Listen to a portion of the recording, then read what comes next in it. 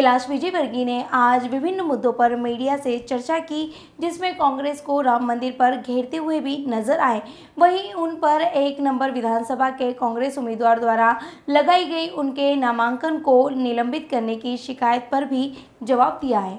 हमेशा चर्चा में रहने वाले कैलाश विजयवर्गीय कांग्रेस को राम मंदिर के मुद्दे को लेकर घेरते हुए दिखाई दिए। उन्होंने मीडिया से बात करते हुए कहा कि राम सबके एक है। उन्होंने विभीषण को भी गले लगाया और कांग्रेस को भी गले लगा सकते हैं, पर कांग्रेस श्री राम के लायक नहीं है। वहीं उन्होंने कहा कि कांग्रेस को 22 जनवरी को श्री राम मंदिर के प्राण प्रतिष्ठा के मौके पर माफ़ी मांगने जाना चाहिए। वहीं कांग्रेस पर जुबानी हमला करते हुए बोले कि कांग्रेस वोट की राजनीति कर रही है, हम विकास की राजनीति करते हैं। इंदौर के वचन पत्र को लेकर कहा कि मेरा सपना है कि इंदौर एजुकेशन में नंबर 1 बने। इंदौर जैसा सस्ता शहर देश में कहीं नहीं है। प्रदेश में हो रही नेताओं के रूठने वाली बात पर कहा कि सभी बागियों से बात जारी है, सबको मना लिया जाएगा। वहीं विजयवर्गीय पर अपने नामांकन पत्र से कुछ कानूनी मामले छिपाने के आरोप को लेकर उन्होंने कहा कि अपने को ध्यान नहीं रहता है कि कितने केस चल रहे हैं। कमलनाथ के संबंधित एक सवाल के जवाब में कैलाश विजयवर्गीय ने उन पर निशाना साधा और कहा कि चुनाव के बाद कमलनाथ विदेश में दिखेंगे। उसके साथ में खरगोन में जिन आपने विधायक की बात की, प्रत्याशी की, उन्होंने वहाँ पे ये भी कहा है कि टेंशन लेने का नहीं, देने का, और दंगों हम 3 तारीख को सरकार बना रहे, हमारी सरकार आती है, हम जांच शुरू कराएंगे। पर वही पार्टी कांग्रेस हमेशा से आरोप लगाती आई है बीजेपी पे कि बीजेपी हिंदू मुस्लिम की राजनीति करती है। ऐसा नहीं लगता कि चुनाव का समय जब आता है तो धर्म की राजनीति कांग्रेस ज़्यादा करती हुई नजर आती है बीजेपी के मुकाबले?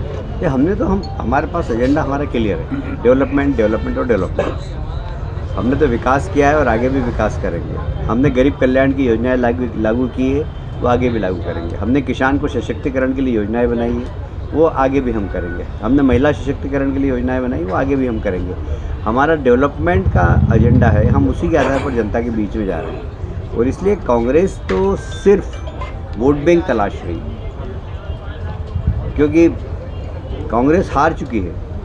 पर इस बौखलाहट में वो क्या क्या कर रहे हैं ये सबके सामने आ रहा है। सब अपनी अपनी जान बचाने की कोशिश कर रहे हैं, जितने भी उम्मीदवार हैं। तो खरगोन में बिना तुष्टिकरण के जीत नहीं सकते, तो उन्होंने ऐसी हरकत की जो अक्षम्य अपराध है।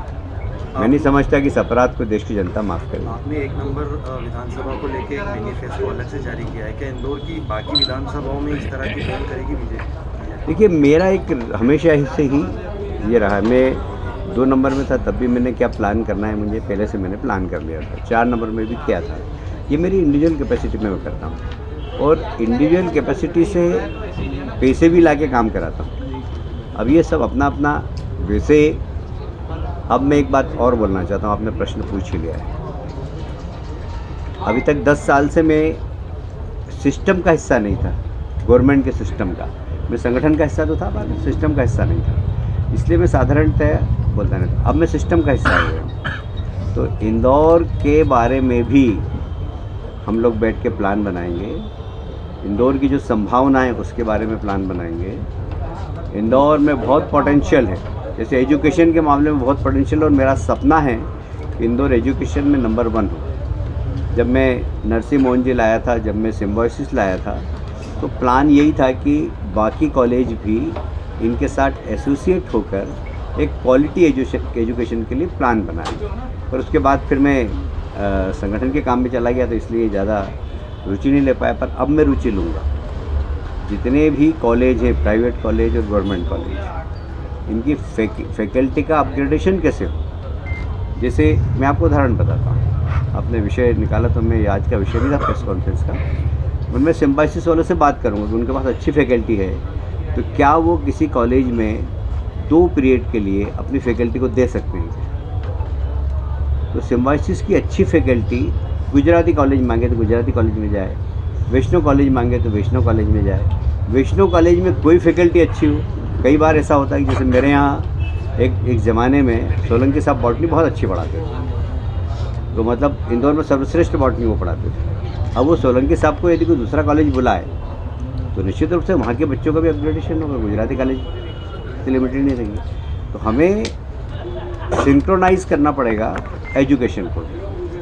एजुकेशन को, तो फिर क्या होगा, जब एक दूसरे के सहयोग से एजुकेशन करेंगे तो हमारे यहाँ क्वालिटी एजुकेशन होगा। तो देश में कोई भी बच्चे को पढ़ाना होगा तो कहेगा कि यार हमारे बच्चे को, अभी क्या किसी को जो कहाँ भेजेंगे, पूना भेज रहे हैं, हम बेंगलोर भेज रहे हैं, इंदौर क्यों नहीं भेज रहे। आने वाले समय में हम ऐसा सिंक्रोनाइज करेंगे एजुकेशन को कि लोग इंदौर भेजें, जिससे कि क्वालिटी उसके पहले हमें क्वालिटी एजुकेशन के लिए प्लान करना पड़ेगा। ऐसे ही एक मेडिकल टूरिज़्म, ये बहुत बड़ा इशू है। इंदौर इसके लिए डिज़र्व करता है। इंदौर जैसा सस्ता शहर देश में कहीं पर नहीं है। यहाँ 25 रुपये में भी पेट भर सकते हैं, आराम से थाली में चले जाए 25 रुपये में पेट भर लेंगे। नंदानगर में आ जाए तो 5 रुपये में पेट भर लेंगे। हमारे यहाँ भंडारा चलता है साईं बाबा, पर औसत आदमी 25 रुपये की थाली में पेट भर सकता है। तो बाकी महंगा से महंगा तो कितना ही बड़ा खाना खा सकता है। हमारे यहाँ रहने की जगह बड़ी सस्ती है। आज भी धर्मशाला स्टेशन के पास बहुत सारी, तो बहुत सारे हमारे यहाँ ऐसे है कि हर आदमी हर स्तर का आदमी यहाँ पर आकर रह सकता है। मेडिकल जो सर्विसेज उसका फ़ायदा ले सकता है। तो मेडिकल हब भी बन सकता है, मेडिकल टूरिज़्म का हब भी बन सकता है। बहुत संभावना है, क्योंकि बहुत अच्छे अच्छे मेडिकल के इंस्टीट्यूट आ गए हैं। ये सब अपने को एटमॉस्फेयर बनाना पड़ेगा। तो सिर्फ एक नंबर नहीं, पूरे इंदौर के लिए हम काम करें।